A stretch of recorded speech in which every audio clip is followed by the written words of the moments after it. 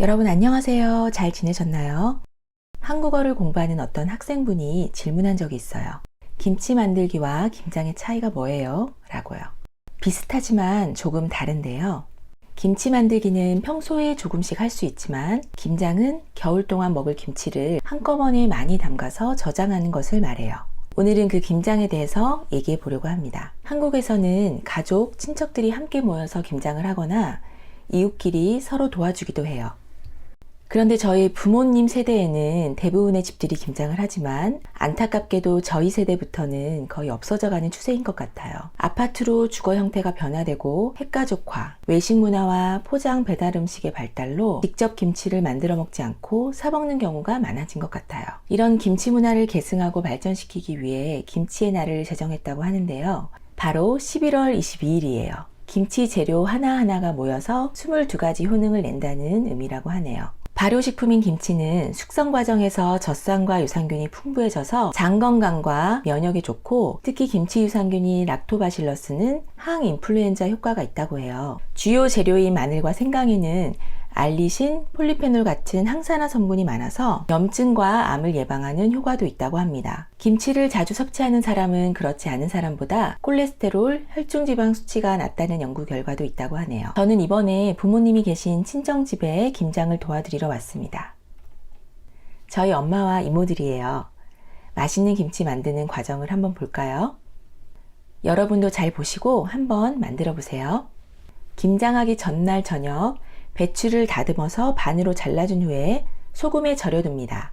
소금의 양과 절이는 시간은 집마다 조금씩 다른데요. 보통 소금과 물을 1대 10의 비율로 해주고 절이는 시간은 10시간 정도예요. 다음날 아침에 절여진 배추를 헹궈 놓고 양념을 만들어 주는데요. 그냥 물로 해도 되지만 조금 더 맛있게 만들기 위해 저희는 육수를 만들었습니다. 장작불 보면서 불멍도 좀 하고요. 멸치, 마른 새우, 다시마, 파 등을 넣고 끓여줍니다. 고춧가루에 다진 마늘, 생강, 새우젓 등을 넣고 잘 섞어줍니다. 사과나 배 같은 과일을 갈아서 단맛을 더해주어도 좋습니다.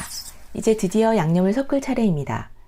무도 썰어서 같이 넣어주면 시원한 맛이 더해집니다. 이렇게 큼직하게 썰어주고 소금을 약간 뿌려줍니다. 김치의 양이 집마다 다르지만 4인 가족 기준으로 보통 30포기 정도 한다고 해요. 적지 않은 양이지만 여러 사람이 도와서 하면 금방 끝납니다. 배추 한 겹 한 겹마다 양념을 충분히 발라준 후에 김치통에 가지런히 넣어서 냉장고에 보관합니다. 김장날 빠질 수 없는 것이 있는데요. 김치를 다 만든 후에 돼지고기 수육을 삶아서 함께 먹습니다. 생굴을 같이 먹기도 하고요. 김치는 칼로 자르지 않고 이렇게 세로로 찢어서 먹으면 더 맛있습니다. 이 맛에 김장을 하는 것 같아요.